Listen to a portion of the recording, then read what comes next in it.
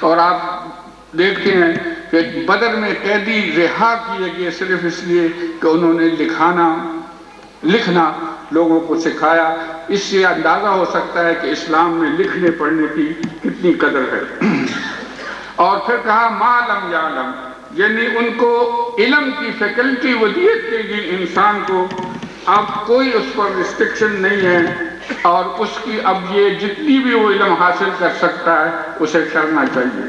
قرون اولا میں آپ دیکھیں مسلمانوں کے آزاد کردہ غلام جو تھے جن کو موالی کہتا تھا، وہ علم کے ٹارچ بیئرر تھے، انہوں نے علم کو پھیلایا، اور موالی اور لکھا پڑھا انسان جو ہے وہ ایک اسم بامسمہ ہو گئے، وہ سمبل ہو گئے نالج کے۔ یہ مولانا کا لفظ ہے، یہ موالینا سے ہے، موالی سے ہے، مولا سے نہیں ہے، کیونکہ یہ تمام آزاد کردہ غلام اور علم جو تھا وہ لازم و ملزوم تھے۔ وقت میں آپ چاہیں تاریخ میں دیکھیں جتنے علماء ہیں، یہ جتنے بھی بڑے بڑے لوگ ہمارے ہوئے جنہوں نے علم پھیلایا وہ تمام آزاد کردہ غلام تھے، موالی تھے۔ اس سے اندازہ ہوتا ہے کہ ہمارا نظریہ تعلیم جو ہے یہ ریسٹرکٹ نہیں کرتا نالج کو، بلکہ تمام ہیومینٹی بنی نوع انسان کے لیے اسے کھلا چھوڑ دیتا ہے۔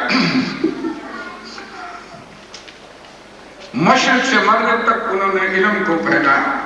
اب اس علم کی بنیاد یہ تھی کہ انسان کے درمیان، ایک انسان اور دوسرے انسان کے درمیان اخوت کا رشتہ ہے۔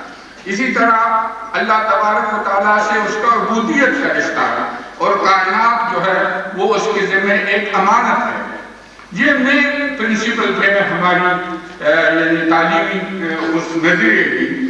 اور ماحول جو ہے نہ اس کو ایکسپلائٹ کرنا ہے اور نہ سورج اور چاند کو معبود سمجھنا ہے۔ تسخیر کائنات پہلے سے ہو چکی ہے ہمارے لیے، اور اس سے مستفید ہونا جو ہے وہ مسلمان کا کام ہے۔ اس کا کام یہ ہے کہ وہ تدبر کرے خلق السماوات والارض میں، اور یہ کائنات جو ہے اس کے ارد پھیلے ہوئی، یہ اس کا شناسائی کا ذریعہ ہے۔ کو سہارا کشت و دریا بحر بر تختے تعلیم ارباب نظر، ہر ایک مولود کل مولود یولد علی فطرت الاسلام، یعنی بچہ جب پیدا ہوتا ہے اس کی صحیح فطرت ہوتی ہے، اس کا ماحول، اس کے والدین یا اس کے جو اس وقت کی حکومت ہوتی ہے وہ اس کو یہودی یا نصرانی بناتی ہے۔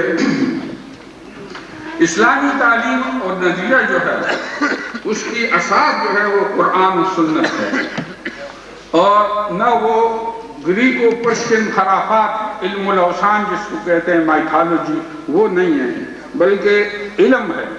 علم حاصل کرنا، علم قوت ہے، سائنس کا حاصل کرنا یہ ہمارے لیے ضروری ہے۔ اس لیے کہ اللہ تبارک و تعالیٰ نے جس طرح یہ فرمایا کہ آپ نماز پڑھیں، یہ فرمایا کہ آپ زکوٰۃ دیں، اسی طرح یہ بھی فرمایا کہ وَأَعِدُّوا لَهُم مَّا اسْتَطَعْتُم مِّن قُوَّةٍ۔ قوت کا حصول جو ہے وہ ضروری ہے مسلمان قوم کے لیے، اللہ تبارک و تعالیٰ کا حکم ہے، اور اس کا مقصد کیا ہے؟ تُرْهِبُونَ بِهِ عَدُوَّ اللَّهِ وَعَدُوَّكُمْ، کہ ٹیرورائز کرو۔ ارہاب ٹیرورزم کو کہتے ہیں، ٹو ٹیرورائز یور اینیمی، جو آپ کا دشمن ہے وہ آپ سے خوف میں رہے، ڈیٹرنٹ جو ہے وہ آپ کے ہاتھ میں ہونا چاہیے۔ تُرْهِبُونَ بِهِ عَدُوَّ اللَّهِ وَعَدُوَّكُمْ، یعنی ارہاب مسلمان کے لیے ضروری ہے۔ اللہ تبارک و تعالیٰ کا حکم ہے کہ ہمیشہ آپ سے خطرے میں رہے دشمن، تبھی آپ آرام سے رہ سکتے ہیں، اور اگر آپ اس کے سامنے جھک جائیں تو وہ آپ سے راضی نہیں ہوگا۔ لن ترضى عنك اليهود ولا النصارى حتى تتبع ملتهم۔ اس لیے یہ قوت، علم قوت ہے، سائنس قوت ہے، اس کا حصول جو ہے وہ اس نظریے کی بنیاد ہے کہ مسلمان ضعیف نہ ہو بلکہ وہ قوی ہو۔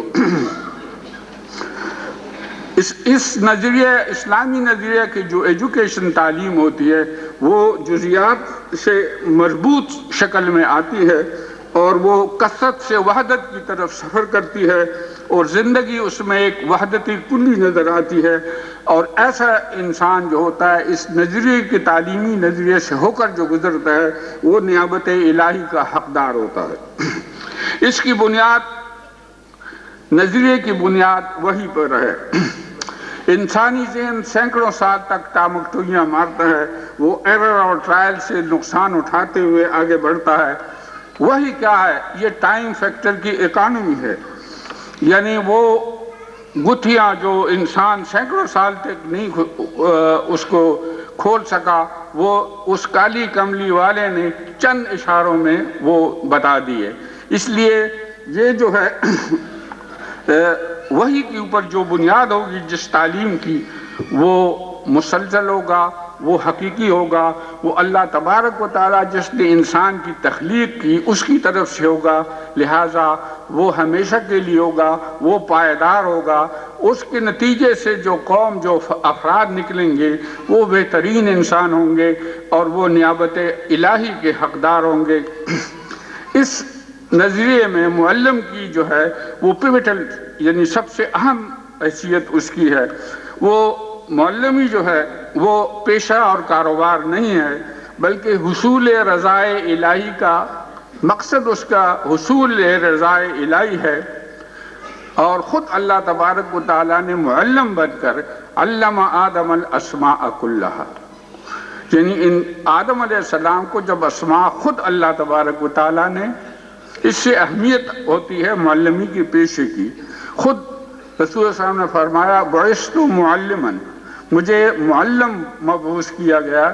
اس لیے معلمین کا یہ فرض ہے کہ وہ رضائے الہی کی حصول کے لیے اپنی فیلڈ میں تگ و دو کریں اور تفقہ فی الدین پیدا کریں، اپنا کردار جو ہو وہ صحیح ہو، قول و فعل میں تضاد نہ ہو، اور ان کی زندگی بذات خود روشنی کا مینار ہو۔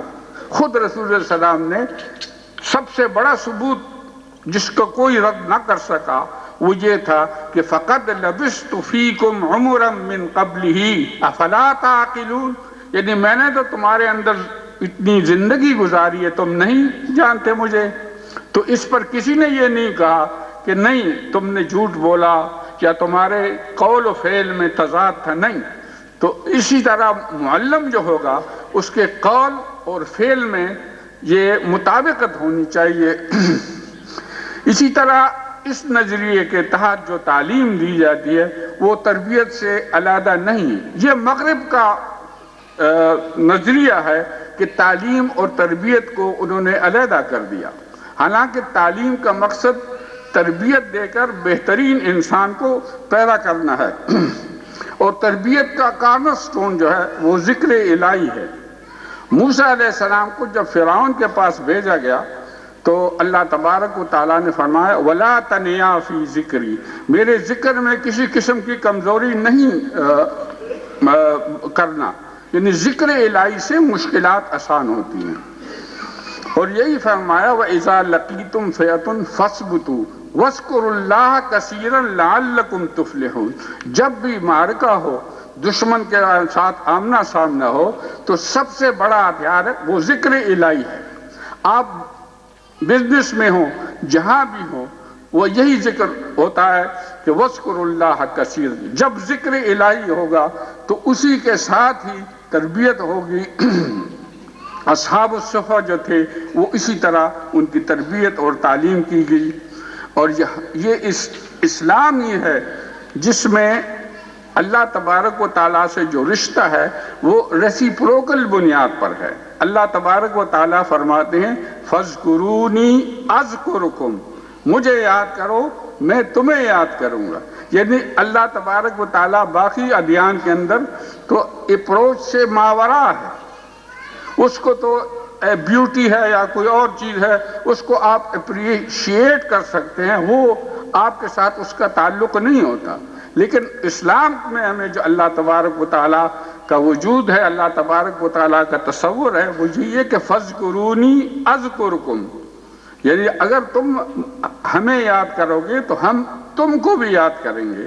یہ ریسیپروکل بیسس کے اوپر جب ریلیشن اسٹیبلش ہوتی ہیں تو وہ انسان جو ہوتا ہے وہ مطلوب انسان وہ اسی سے پیدا ہوتا ہے، اس کی تربیت اور تعلیم اسی نظریے کے محتاط ہوتی ہے، اور وہ امامت کے لیے فٹ آدمی ہوتا ہے۔ علم کا مقصد کیا ہوتا ہے؟ وہ علم وہ ہے جو خشیت الہی پیدا کرے۔ انما یخشی اللہ من عبادہ العلماء، خشیت الہی اللہ تبارک و تعالیٰ کا ڈر دل میں پیدا کرتا ہے۔ ہر وہ علم جس کی بنیاد اس پہ نہ ہو، قرب الہی نہ ہو، جو اللہ تبارک و تعالیٰ سے انسان کو دور لے جائے، وہ علم نہیں، وہ جہل اور جہل ہے صرف۔ اس لیے رسول کریم صلی اللہ علیہ وسلم نے فرمایا انی اعوذ بک من علم لا ینفع، ایک ایسے علم سے پناہ مانگی جس سے قرب الہی، جس سے نفع حاصل نہ ہو۔ اصل نفع انسان کا یہ کہ وہ اللہ تبارک و تعالیٰ کے قریب ہوتا جائے۔ ابراہیم علیہ السلام کی دعا جو آپ صبح سلیم صاحب نے اس پہ درس بھی دیا، وہ یہ تھی کہ ربنا وابعث فیہم رسولا منہم یتلو علیہم آیاتک ویعلمہم الکتاب والحکمہ ویزکیہم انک انت العزیز الحکیم۔ یعنی انہوں نے دعا کی کہ ایسا پیغمبر نازل کریں، ایسا پیغمبر مبعوث کریں جو تلاوت آیات کرے۔ رسول کریم صلی اللہ علیہ وسلم نے آیات کی تلاوت کی۔ اب آیات کی تلاوت کے ساتھ ساتھ دلیل انفس و آفاق کی آیاتیں بھی بتائیں، اور یہ توضیح اور بیان بھی کیا، اور اس کے ساتھ ساتھ الحکمہ، الحکمت کیا چیز ہے، حکمت ڈیپ نالج ہے، اس کو فصل الخطاب بھی کیا، کہا قرآن نے، یعنی یہ تمام چیزیں بتلائیں۔ پھر وَيُزَكِّيهِمْ، یعنی اس کا مقصد یہ ہے کہ ان کو تزکیہ کیا۔ تزکیہ ہوتا ہے نشو و نما کرنا، پاک کرنا، تطہیر افکار و اعمال ہو۔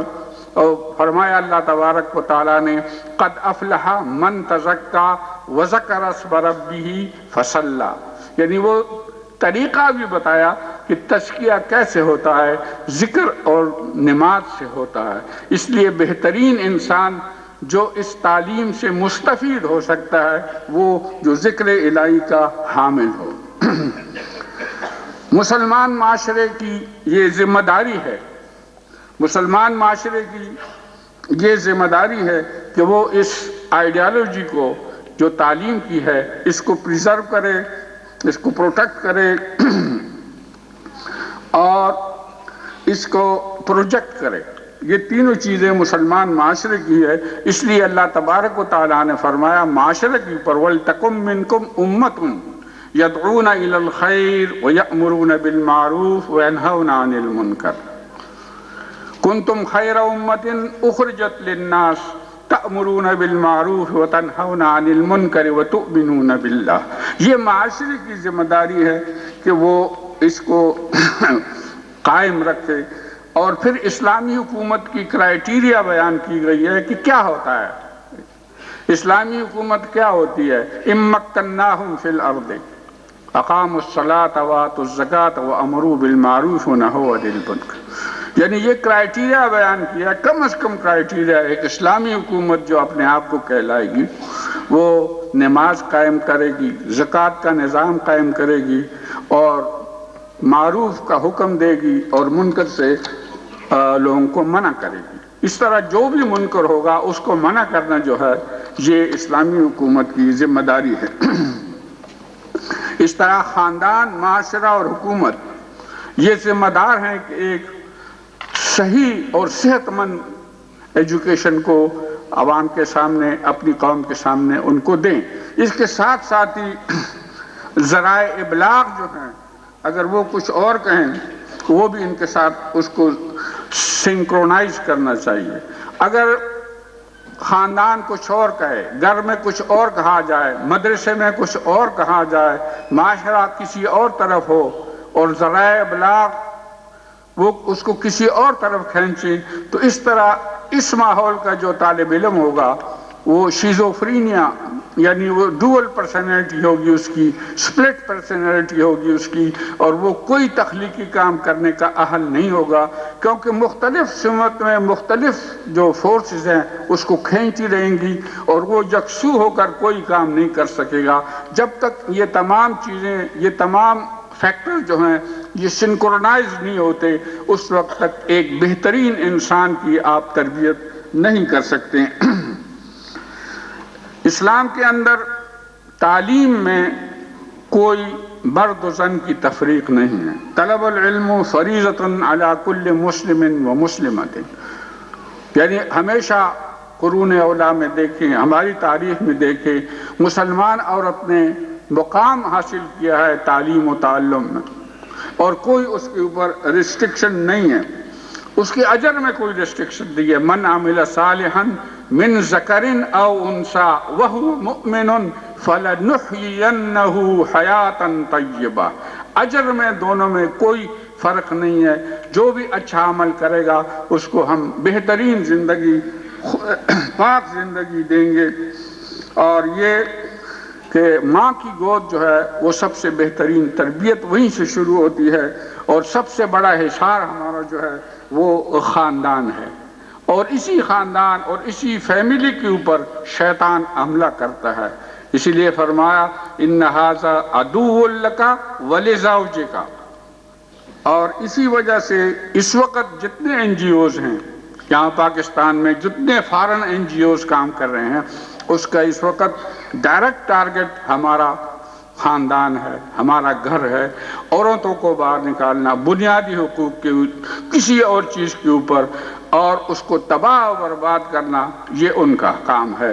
اس لیے کہ ماں کی گود اور خاندان جو ہے یہ انسان کو تعلیم دیتا ہے۔ یہ تعلیم جو ہوتی ہے، جو ایسا نقوش ہوتے ہیں جو انمٹ ہوتے ہیں، اس لیے ان کا ڈائریکٹ ٹارگٹ اس وقت جو ہے پاکستان کے اندر خصوصاً وہ یہ ہے کہ وہ خود ان کے گھر تباہ ہو چکے ہیں، ہمارے گھروں کو تباہ کرنے کے لیے انہوں نے کوشش کی۔ اسی طرح ہمارا سب سے بڑا جو ہتھیار ہے وہ حجاب ہے۔ اس وقت انہوں نے اس کے خلاف کشمکش شروع کی ہے، حجاب کو ہٹانے کے لیے۔ یورپ اپنے آپ کو کتنا فری سمجھتا ہے، کتنا پروگریسو سمجھتا ہے، اور کتنا لبرل سمجھتا ہے، اس کے باوجود کسی انہوں مخالفت کی ہے۔ خواتین کو یونیورسٹیوں سے نکالا ہے، فرانس میں، ہر جگہ جہاں مغرب کا اثر ہے، اور ان کو ڈسکریج کیا ہے، ان کو ڈس الاؤ کیا ہے ایجوکیشن کے لیے۔ اب یہ حجاب کیا ہے؟ چھوٹا سا ٹکڑا ہے، لیکن سب سے بڑا خطرہ جو ہے وہ حجاب سے ہے ان کو، اور وہ ڈرتے ہیں کہ اس طرح جو حجاب ہوگا اس سے بہترین امت آگے پیدا ہوگی۔ وہ عورت جو ان کے نزدیک پروگریسو ہے، وہ اس وقت اس کی کھوک سے کیا جنم لے رہے ہیں؟ ہپی اور پنک اور ایڈکٹ، چرزی اور افیمی، یہ ویسٹ پیدا کر رہا ہے۔ لیکن وہ ماں جو اسوہ بطول پہ گامزن ہے، اس کے ہاں مجاہد پیدا ہو رہے ہیں۔ اس لیے وہ ایک تنزل پذیر جاہلی معاشرہ ہے، اور اس کو یہاں رائج کرنے کے لیے وہ یہ کوشش کر رہے ہیں کہ ہم بھی اس کی طرح ہو جائیں۔ اس وقت سب سے مظلوم جو ہے وہ مغربی عورت ہے، اس کا گھر انہوں نے اجاڑ دیا ہے، پروفیشنل وومن اس کو بنا دیا ہے، اور وہ تھرڈ سیکس کا درجہ اس کو دے دیا ہے۔ علامہ نے فرمایا جس علم کی تاثیر سے زن ہوتی ہے نازن، کہتے ہیں اس علم کو ارباب نظر موت۔ اس کی اپنی جو فزیولوجیکل فنکشن تھا اس کو ختم کر دیا، اس کو سائیکولوجیکل انفرٹیلٹی سے اس کو سامنا ہوا، کیونکہ اس کو کمانا بھی پڑتا ہے، اس کو پرورش بھی کرنی پڑتی ہے، کمانا بھی پڑتا ہے، اور نہ وہ ادھر کی ہے نہ ادھر کی ہے، اور یہ کنفیوژن وہ ٹرانسمٹ کر رہی ہے جو آئندہ نسل ہے اس کے درمیان، اور یہاں اس کی تباہی ہو رہی ہے۔ ہمارا موجودہ نظام تعلیم جو ہے، اس کی ابتدا جو ہے وہ لارڈ میکالے نے 1832 میں کی، اور وہ صرف کلرک پیدا کرنے کے لیے کی۔ آخری دور میں سر سید احمد خان نے کہا کہ یہ یونیورسٹیاں جو ہیں یہ خچر پیدا کر رہی ہیں، اب خچر کی خاصیتیں ہیں وہ یہ ہے کہ اس کے اندر ہائیبرڈ وگر ہوتی ہے، وہ جتنی فائلیں ہیں اس پر لاد دیں وہ کھینچ لے گا، لیکن وہ کریٹیو ایکٹیویٹی، تخلیقی اس میں کوئی قوت نہیں ہوتی۔ اس لیے اس نظام تعلیم جو اس کی بنیاد میں کالے نے رکھی ہے، اس سے خچر تو پروڈیوس ہو سکتے ہیں، لیکن کسی قسم کی کریٹیو ایکٹیویٹی کا اس سے توقع کرنا وہ عبث ہے۔ یہ بے خدا نظام تعلیم جو منفی جوابات کے اوپر منحصر ہے، جس کی بنیاد ہے وہ صرف مادی ہے، وہ استحسان جانتا ہے، وہ مسابقت سمجھاتا ہے، اور اس کی اور کوئی وہ نہیں ہے۔ اس کے نتیجے میں مغرب کے اندر جو کچھ ہوا اس سے ہمیں سبق حاصل کرنا چاہیے۔ اس وقت مغرب کے اندر روحانی افلاس ہے، اسپرچول بینکرپسی ہے، دماغی امراض بہت زیادہ ہیں، لونیٹک اسائلم ان کے بھرے پڑے ہوئے ہیں، خودکشی ہے، جوینائل ڈیلکوینسی ہے، اور اکثر بن باپ کے بچے ہوتے ہیں۔ ڈنمارک کے پچھلے سال کی جو فگر ہیں اس میں 50% سے زیادہ ایسے بچے ہیں جن کے والد معلوم نہیں ہیں، اور اسی طرح کنواری مائیں ہیں، اور عملے قوم لوط کو وہ ایک بنیادی حق سمجھتے ہیں، اس کے لیے وہ کوشش کرتے ہیں، اور کلنٹن پہلی دفعہ صرف اس پر کامیاب ہوا کہ وہ ان کے حق میں تھا اور وہ بش ہار گیا۔ یعنی ہمارے ہاں تو ویسٹ کا آدمی جو ہے وہ یہ نہیں سمجھتا کہ شیعہ سنی کیا مختلف ہے، اس لیے ہم ان کو بھی نہیں سمجھ سکتے کہ وہ یہ ان کے لیے ایک بہت بڑا مسئلہ ہے کہ عمل قوم لوط کو جائز سمجھا جائے، اور جو لوگ یہ کام کرتے ہیں ان کو کیسے سمجھا جائے۔ انہوں نے کہا نہیں یہ بالکل ٹھیک ہے، اور اس طرح اس نظریہ تعلیم سے جو قوم اٹھی تھی اس نے اس حد تک ان کو خراب کر دیا، ان کے معاوف کر دیا کہ وہ اس چیز کو بھی جائز سمجھنے لگے اور ان کی حقوق کی بات کرنے لگے۔ اللہ تبارک و تعالیٰ نے ان پہ اپنا عذاب نازل کیا اور ایڈ پہ ان پر نازل کر دی۔ ضبط ولادت انہوں نے شروع کی تھی، اس کی وجہ سے ان کا توازن آبادی بگڑ گیا، اور آج وہ ان کو زیادہ لوگ پنشن لینے والے ہیں اور کام کرنے والے کم ہیں۔ اب سب سے بڑا مسئلہ ان کا یہ ہے کہ پنشن کہاں سے پوری کی جائے، کیونکہ قوم کی اکثریت ہے وہ بوڑھوں کے اوپر ہے، جوان ختم ہو چکے ہیں۔ یعنی جو اللہ تبارک و تعالیٰ سے جو انکار کرے، جو شاخ نازک پہ آشیاں بنے گا، ناپائیدار ہوگا۔ وَمَنْ أَعْرَضَ عَنْ ذِكْرِي فَإِنَّ لَهُ مَعِيشَةً ضَنْكًا۔ یہ تنگ جو ان کی زندگی بنی ہے وہ اس لیے کہ ان کا جو نظام تھا وہ خود ساختہ تھا، وہ شیطانی تھا، وہ وحی پہ بنیاد اس کی نہیں تھی، اور جو وحی پہ ہوگا وَمَنْ تَبِعَ الْهُدَايَ فَلَا يَضِلُّ وَلَا يَشْقَى، اور جس کی بنیاد وہی پہ ہوگی، جس نظام کی، جس تعلیم کی، اس میں وہ گمراہی میں نہیں پڑے گا اور مشقت میں نہیں پڑے گا۔ اس لیے اس وقت جتنا بھی ان کی مصیبت ہے وہ صرف اس وجہ سے ہے کہ وہ تمام شیطانی علم کی بنیاد پر تھا۔ اس وقت سب سے اوور ہیٹڈ جو ہے وہ امریکہ ہے۔ امریکہ جتنا انرجی پر کیپیٹا وہ استعمال کر رہا ہے وہ پاکستان سے 40 آدمیوں کے برابر ہے، اور اس نے تمام اوزون کے لیئر پھاڑ دیے ہیں، تباہی بربادی کر دی ہے ماحول کی، اور اب ہمارے اوپر وہ بوجھ پھینک رہا ہے، اور ہماری انڈسٹریل گروتھ کو ریسٹرکٹ کرنے کے لیے ہمارے اوپر یہ اس نے شروع کیا ہوا ہے کہ ماحول کو تحفظ دیا جائے۔ یہ تو اس کی خرابی ہے، اس کو چاہیے کہ اس کو ٹھیک کرے۔ اس نے تباہی اور بربادی، ایکسپلائٹیشن جو کی ہے ماحول کی، ایکالوجی کی، اب اس کو ٹھیک کرنا ہمارا کام نہیں۔ ہمیں تو اب اور مصیبت پہ ڈال رہے ہیں کہ ہمارا انڈسٹریل گروتھ جو ہے اس کو ریسٹرکٹ کیا جائے۔ پاکستان کی حکومت کی اسی طرح یہ آئینی ذمہ داری ہے کہ وہ تعلیم کو ٹھیک کرے۔ قرارداد مقاصد میں یہ بیان کیا گیا ہے کہ وہ ایسے حالات پیدا کرے گا جس میں یہ قوم بہتر طریقے سے، اسلامی طریقے سے رہ سکے گی۔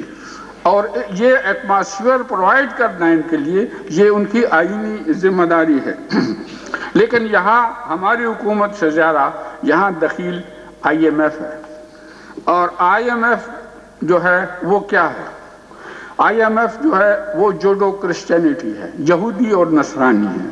خواہ ہماری حکومت کتنا ہی کوشش کرے، نواز شریف اور بے نظیر کتنی ہی کوشش کریں کہ ان کو راضی کریں، وہ راضی نہیں ہوں گے، کیونکہ وہ ان کی انٹینشن پہ ڈیسیژن نہیں کرتے، بلکہ اس قوم کے جو امکانیات ہیں، جو پوٹینشل ہے، اس پر وہ ڈیسیژن کرتے ہیں۔ اور ہماری وہ قوم ہے جو ہر رکعت میں یہ پڑھتی ہے غیر المغضوب علیہم ولا الضالین۔ مغضوب اور ضالین کیا ہے؟ یہ آئی ایم ایف ہے۔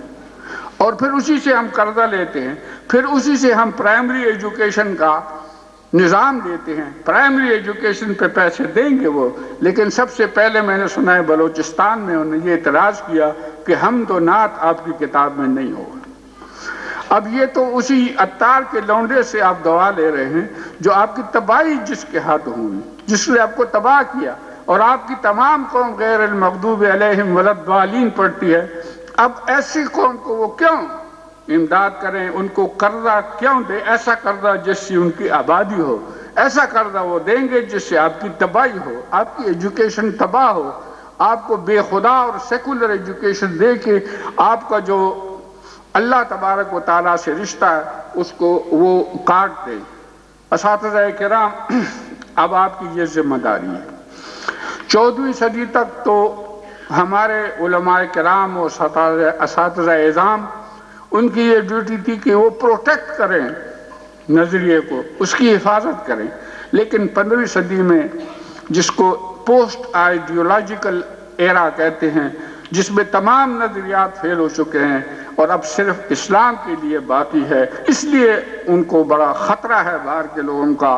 باہر کے لوگوں کے پاس کچھ چیز نہیں ہے، آپ کے پاس قرآن ہے، آپ کے پاس سیرت رسول ہے، آپ کے پاس شریعت ہے، اور امت کا تصور ہے، رسول سے تعلق ہے جو سلمان رشدی سے انہوں نے سیکھ لیا کہ کس طرح یہ قوم ریئیکٹ کرتی ہے، اور باقی دنیا کے پاس کوئی چیز نہیں ہے جس پہ وہ بنی نوع انسان کو اکٹھا کر سکے۔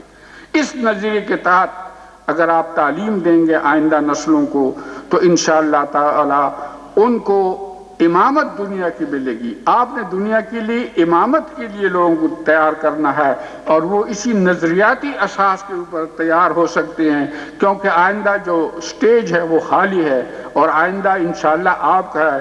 اٹھ کے بزم جہاں کا اور ہی انداز ہے، مشرق و مغرب میں تیرے دور کا آغاز ہے۔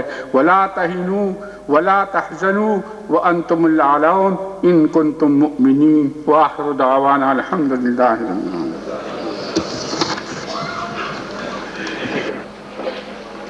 وقفے کے اعلان سے پہلے کچھ اعلانات ہیں جو آپ کو سنائے جائیں گے۔ اعلانات کے بعد وقفہ ہوگا 3:45 بجے تک۔ اس وقفے کے دوران آپ نے نماز ظہر ادا کرنی ہے، دوپہر کا کھانا کھانا ہے اور نماز عصر ادا کرنی ہے۔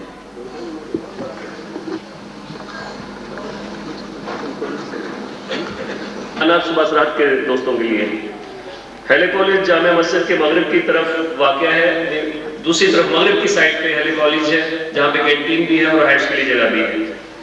اور جن احباب نے رجسٹریشن نہیں کروائی وہ رجسٹریشن ضرور کروا لیں۔ یہ صدر صوبہ آزاد سرحد کی طرف سے اعلانات ہیں۔ لیاقت علی صاحب ضلع وہاڑی سے۔ بسم اللہ الرحمن الرحیم۔ محترم صدر تنظیم، محترم سید محمد سلیم صاحب، محترم حافظ وحید اللہ خان صاحب، محترم شاہ صاحب، حاضرین گرامی قدر خواتین و حضرات،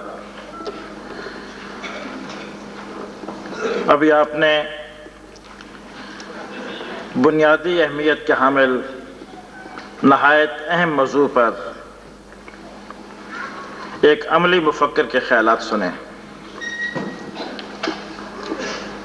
جنہوں نے قرآنی تعلیمات کی روشنی میں اس بات کی وضاحت کی کہ کائنات کی تخلیق، انسانی تخلیق اور رب کائنات کے فیصلے، یہ سب ایک نظریے پر قائم ہیں۔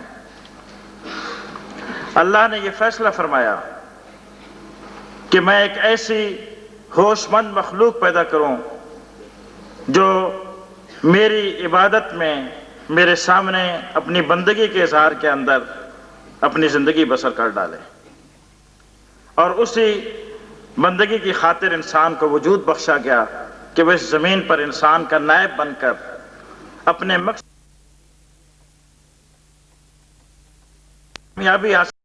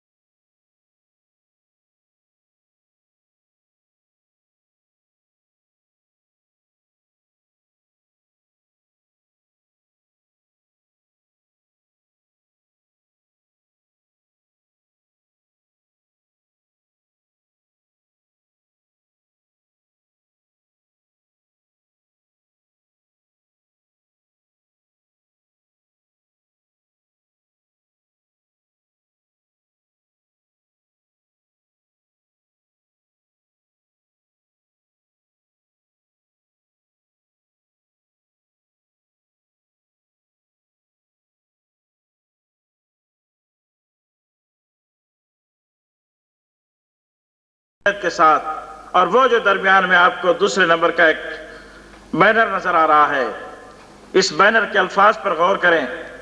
سید مودودی نے اس کو دعا دی تھی۔ 1978 کی ایسی ہی کانفرنس تھی، ہماری پہلی بین الاقوامی کانفرنس، جس کا اختتام سید مودودی کے ان جملوں پر ہوا تھا، اور ان جملوں کی اہمیت یہ ہے، اس کو معمولی نہ سمجھنا۔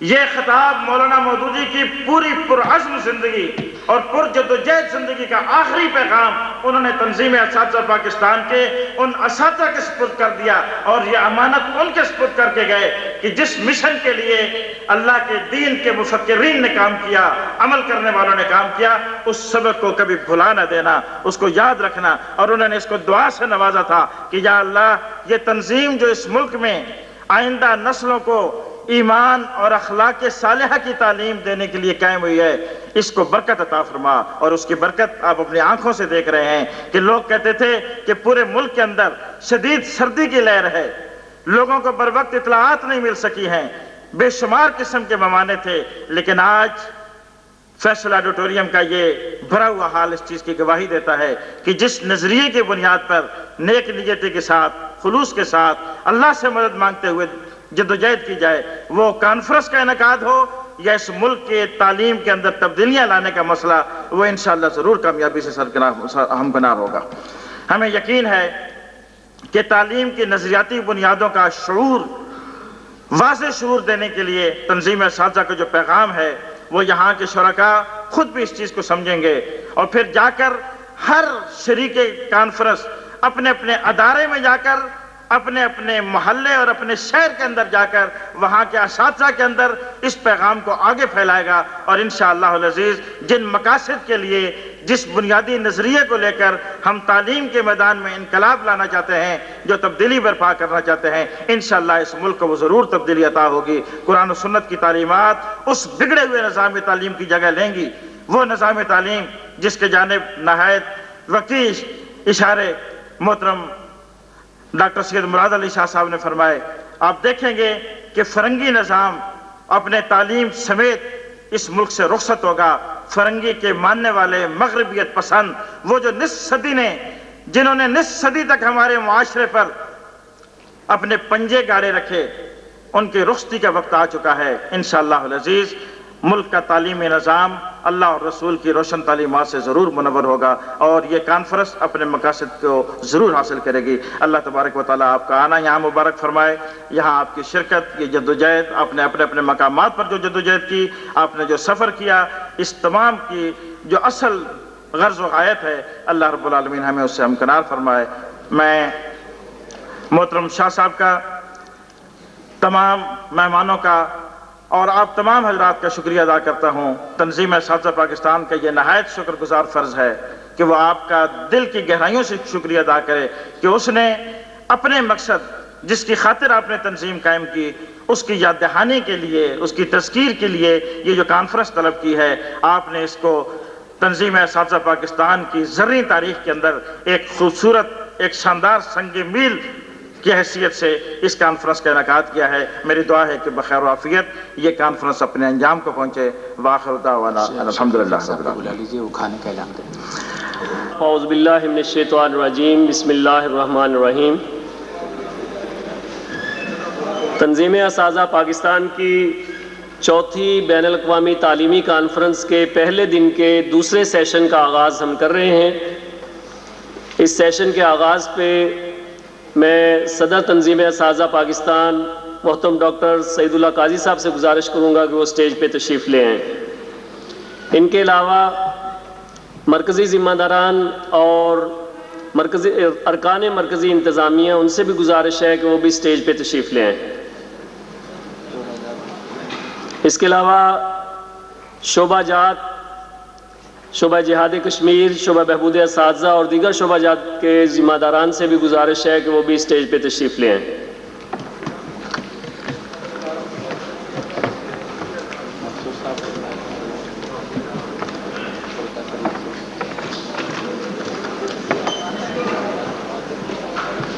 اس دوسرے سیشن کی صدارت تنظیم اساتذہ پاکستان صوبہ پنجاب کے صدر پروفیسر مقصود احمد صاحب کریں گے۔ ان سے گزارش ہے کہ وہ کرسی صدارت پہ تشریف لائیں۔ پروفیسر مقصود احمد صاحب، صدر تنظیم اساتذہ پاکستان صوبہ پنجاب۔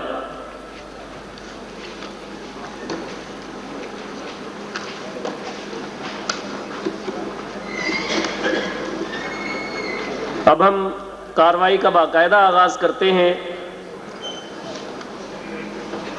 اس سیشن کے پہلے حصے میں، جو کہ نماز مغرب سے پہلے ہوگا، اس میں خطاب ہے ڈاکٹر مشتاق الرحمان صدیقی صاحب کا، اور مغرب کے بعد اس سیشن کا دوسرا اجلاس ہوگا جس میں دیگر مقررین خطاب کریں گے۔ اس وقت اجلاس شروع ہونے سے پہلے میں اجلاس کے آغاز پر محترم قاری رفیق صاحب سے گزارش کروں گا کہ وہ اسٹیج پہ تشریف لائیں اور تلاوت کلام پاک سے ہمارے دلوں کو منور فرمائیں۔ قاری محمد رفیق صاحب۔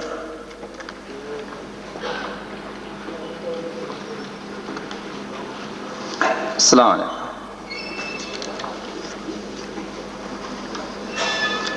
اعوذ باللہ من الشیطان الرجیم، بسم اللہ الرحمن الرحیم۔ یا ایہا الذین آمنوا استجیبوا للہ وللرسول اذا دعاکم لما یحییکم واعلموا ان اللہ یحول بین المرء وقلبہ وانہ الیہ تحشرون۔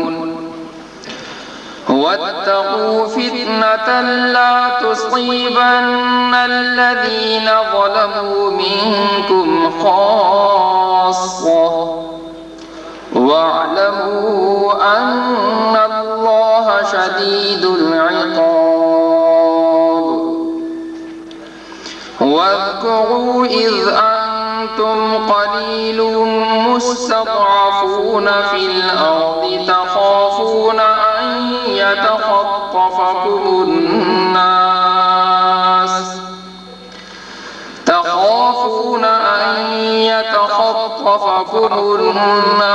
فآواكم وأيدكم بنصره ورزقكم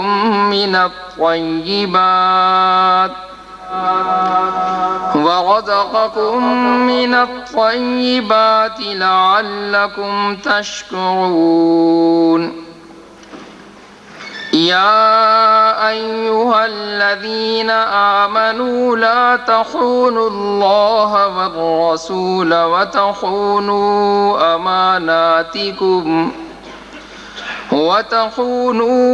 أماناتكم وأنتم تعلمون.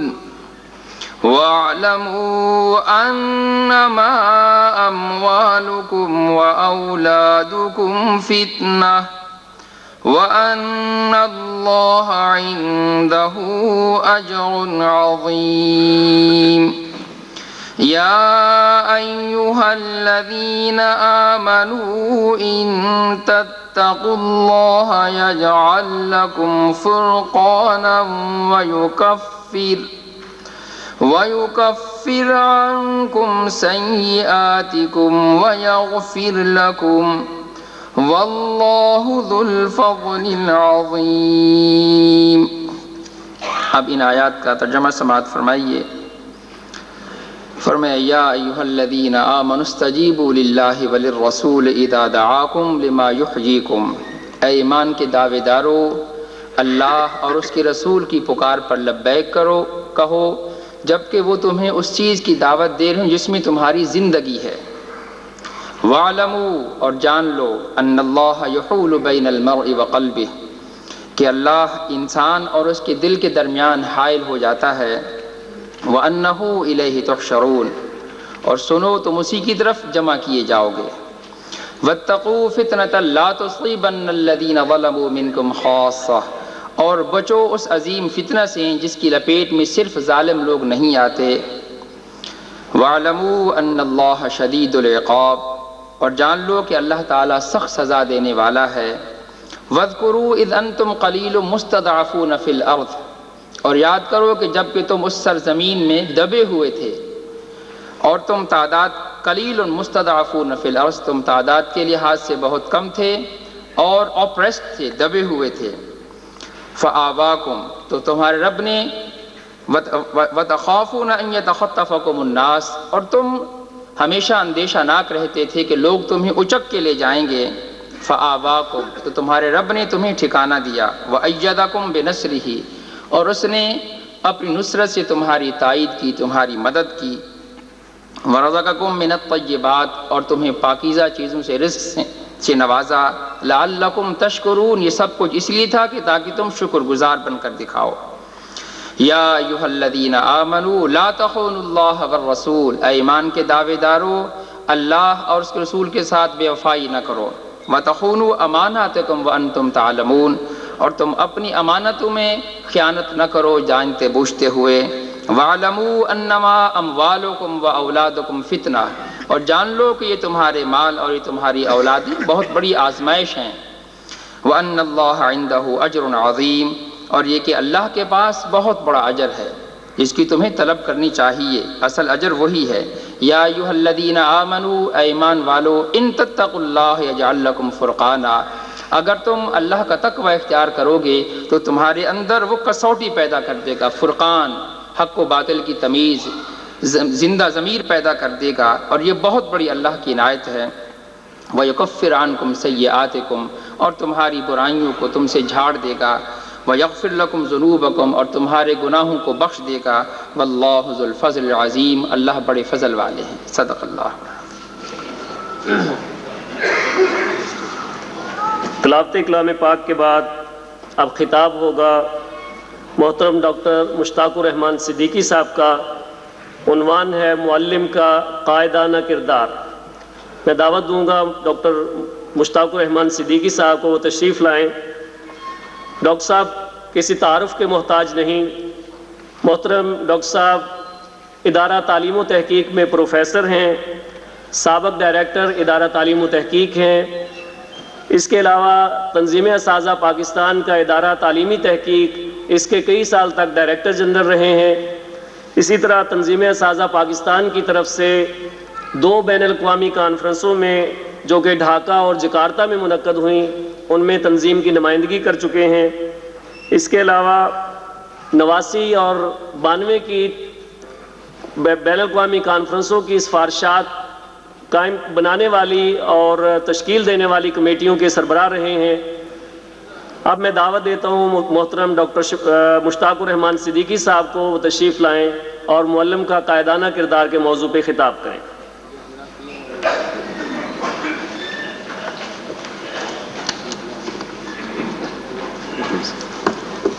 انتظامیہ کے ارکان سے گزارش ہے کہ وہ اسٹیج پہ تشریف لے آئیں.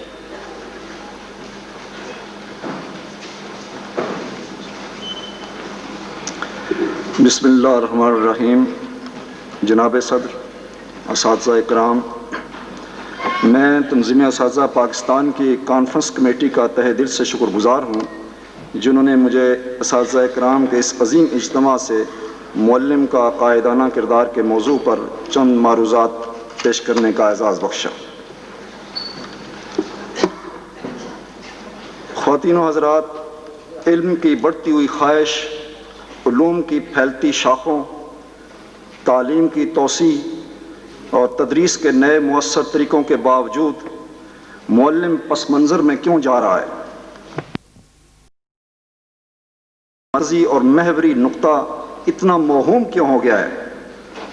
بھاری نصابوں اور بوجھل کتابوں نے علم منتقل کرنے اور تعلیم سے آراستہ کرنے والی ہستی کو اس قدر ہلکا کیوں کر دیا ہے؟ مشین اور تکنیک نے تعمیر کردار اور شخصیت کی صورت گری کرنے والے فنکار کو اس قدر کم مایہ کیوں بنا دیا ہے؟ یہ اور اس سے ملتے جلتے 20 سوالات ہر اس ذہن میں پیدا ہوتے ہیں جو تعلیم و تدریس کے عمل سے تھوڑا سا رشتہ و تعلق بھی رکھتا ہے. لیکن ان سوالوں کا واضح اور حتمی جواب کہیں سے نہیں آ رہا. شاید ایسا جواب تلاش کرنا مشکل بھی ہے، کیونکہ معلم کی تعلیل کا عمل کئی برسوں پر محیط ہے اور اس المیے کو جنم دینے والے لاتعداد عوامل ہیں. مادیت کی گرفت میں جکڑے ہوئے معاشروں کی طرح ہمارے ہاں بھی تہذیبی اور معاشرتی اقدار کے نئے پیمانے رواج پا چکے ہیں، اور ان پیمانوں نے روشن اخلاقی اقدار کی قیمت اتنی گرا دی ہے کہ خود معلم کے لیے بھی دنیاوی اور رسمی معیارات سے بلند ہو کر کسی منصب فضیلت پر فائز ہونے کی آرزو زیادہ مطلوب نہیں رہی. رفقائے محترم، دور کی تاریخ میں معلم کا مقام تبلیغ و اشاعت دین تھا. وہ معمار قلب و نظر کے ناطے اعلیٰ معاشرتی قدر و منزلت کا حامل تھا. اس دور میں تعلیم اور دینی اخلاقیات کی تدریس کے درمیان زیادہ فاصلہ نہ تھا. معلم کے لیے محض علم پر دسترس ہی کافی نہ تھی، وہ تقویٰ اور خدا ترسی کے ساتھ علم کا عملی نمونہ اور کردار کی مثالی صورت بھی ہوتا تھا. قرون اولیٰ کے معلمین عالمانہ کمال اور بلندی کردار کے ایسے پیکر ہوتے تھے جن کی شخصیت کے ہر زاویے سے تعلیم کی شعائیں پھوٹتی تھیں. اور یہ تو ابھی کل کی بات ہے. معلم بستی کا سب سے سیانہ، سب سے باخبر، سب سے دانا و حکیم اور سب سے زیادہ صاحب عمل خیال کیا جاتا تھا. جاگیرداروں کے محل، چودھریوں کی حویلیاں، وڈیروں کی بیٹھکیں اور خانوں کے حجرے قوت و حشمت کا مرکز ہونے کے باوجود ماسٹر کی روحانی سلطنت کے باج گزار خیال کیے جاتے تھے. معلم بستی کا راہبر بھی تھا، رہنما بھی، مشیر بھی اور مثبت اقدار کا مبلغ بھی۔ وہ بستی کا واحد ترجمان ہوتا تھا۔ شہروں کی صورتحال ہر چند کے مختلف تھی، لیکن یہاں کی سماجی اور معاشرتی زندگی بھی بڑے بڑے تاجروں، وزیروں، سرکاری اہلکاروں، سیاستدانوں یا صاحب حیثیت لوگوں کے ناموں سے نہیں، صاحبان علم بالخصوص اساتذہ کے ناموں سے عبارت تھی۔ طلباء جب اپنی درسگاہوں سے فارغ ہو کر نکلتے تھے تو ان کی بغل میں صرف علم کی گٹھڑی نہیں ہوتی تھی، بلکہ دلوں میں اپنے اساتذہ کے کردار و عمل کے جاویدانی نقوش بھی ہوتے تھے۔ ذرا پہلے کے زمانے میں فارغ التحصیل ہونے والے نوجوان اپنی درسگاہوں کا حدود اربا اور اپنے ہم جماعتوں کے خد و خال بھول جاتے تھے، لیکن اپنے اساتذہ کے انداز گفتار و کردار کا ایک ایک پہلو ان کے حافظے کی لوح پر نقش رہتا تھا۔ علم کے ساتھ ساتھ معلم بھی طالبان علم کے فکر و ذہن کے ہر گوشے میں اپنا گھر بنا لیتا تھا۔ اور آج ہمارے سامنے کوہ ہمالیہ جتنا بلند یہ سوال کھڑا ہوا ہے کہ ہر دل میں گھر کرنے والا معلم بے گھر کیوں ہو گیا ہے؟ کیا وہ اتنا ہی کمزور تھا کہ جدید سائنسی آلات تعلیم کی پہلی یلغار نے اسے پسپا کر دیا؟ کیا وہ ایسا ہی بے ہنر تھا کہ کمپیوٹر اور نیٹ ورک کی ایک بھی ضرب نہ سہ سکا؟ لیکن اس سوال کا جواب لانے سے بھی پہلے آئیے ہم اس سوال پر ایک نظر ڈال لیں کہ معلم نے اخلاقی اور روحانی مقام فضیلت اور مثالی نمونہ کردار اور قیادت کا جو مورچہ رضاکارانہ طور پر خالی کر دیا ہے، اسے جدید سائنسی اور میکینکی سسٹم پر کر سکا ہے؟ اگر اس سوال کا جواب ہاں میں ہے تو ہم واقعی جنگ ہار چکے ہیں، اور اگر اس کا جواب نفی میں ہے تو ہم نے محض ایک جھڑپ میں شکست کھائی ہے۔ جنگ ابھی باقی ہے اور کوئی وجہ نہیں کہ ہم اس جنگ میں سرخرو نہ ہوں۔ سامعین محترم، میرے خیال میں معلم کا خالی کیا ہوا مورچہ ہنوز خالی ہے، اور غنیم کا لشکر اس سے ابھی دور ہے۔ جائے استاد خالیس ایک پرانی فارسی کہاوت ہے جس کا مفہوم یہ ہے کہ معلم کا مقام مسلمہ ہے اور اس کا کوئی دوسرا متبادل نہیں ہے۔ جدید دور میں لاتعداد سمعی اور بصری اعانات اور میکینکی آلات کی ایجادات نے تعلیم و تدریس کے عمل کو ایک سائنس بنا دیا ہے، اور اس میں بظاہر معلم کسی حد تک نفی ہو کر رہ گیا ہے، لیکن حقیقت یہ ہے کہ آج بھی معلم عمل تدریس کا مرکز و محور ہے، اور اس کے وجود کا کوئی نعم البدل دریافت نہیں کیا جا سکا۔ مشرق میں تو تدریس کا عمل خصوصی مزاج کا حامل ہے، بالخصوص مسلمانوں کے ہاں تعلیم و تعلم کے تمام سلسلوں کا مرکزی نقطہ معلم ہے، اور یہ بات اسلامی نظام تعلیم کا خاصہ بن چکی ہے کہ معلم کے بغیر ہم کسی حرف تدریس کا تصور بھی نہیں کر سکتے۔ میں جدید تعلیمی ٹیکنالوجی کے ہرگز خلاف نہیں، وہ بلا شبہ استاد کی ایک معاون قوت بن سکتی ہے، لیکن وہ ایک زندہ استاد کی ہرگز بدل نہیں ہو سکتی۔ چنانچہ عہد جدید کی ایجادات کے باوصف یہ بات پورے وثوق کے ساتھ کہی جا سکتی ہے کہ آنے والے عہد میں بھی سال ہا سال تک کوئی شے معلم کے منصب کو چیلنج نہ کر سکے گی، لیکن یہ بات بھی پیش نظر رکھنا ہوگی کہ بغیر کسی منظم کاوش کے محض اپنے تعلیمی اور تہذیبی روایات کی پاسداری کا نعرہ، اور وہ بھی نیم دلانہ، غنیم کے لائے ہوئے سیلاب بلا کے سامنے کوئی مضبوط بند نہیں باندھ سکتا۔ مگر اس کا یہ مطلب بھی ہرگز نہیں کہ ایک ایسا معاشرہ جو اپنا توانا تاریخی پس منظر رکھتا ہو اور جس کی اپنی تہذیبی اور تعلیمی ساکھ انتہائی معتبر ہو، وہ اپنے اعصاب کی قوت مزاحمت سے دستکش ہو کر اپنے آپ کو پکے ہوئے پھل کی طرح دوسروں کی جھولی میں گرا دے۔ معاشرتی اور سماجی عوامل کے فطری تقاضوں کی اثر آفرینی کے باوجود زندہ اور متحرک معاشروں کی پہچان یہی ہے کہ وہ اپنے تشخص کو معدوم نہیں ہونے دیتے اور تہذیب نو کی چکا چوند کے باوجود اپنی آنکھوں کو خیرہ ہونے سے بچائے رکھتے ہیں۔ خواتین و حضرات، آج قومی سطح پر زندگی کے ہر شعبے میں ہمیں جس اخلاقی بحران کا سامنا ہے، اس کے مقابلے میں ہمیں جس حکیمانہ دفاعی حکمت عملی کی ضرورت ہے، اس میں تعلیم کا عمل بنیادی اہمیت رکھتا ہے۔